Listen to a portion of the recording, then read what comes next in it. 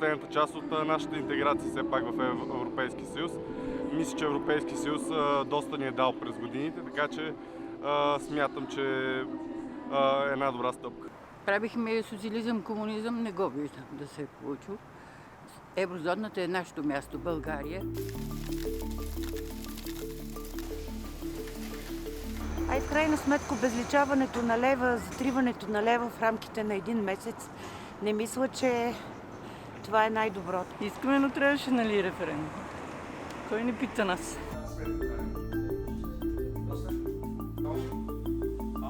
Нови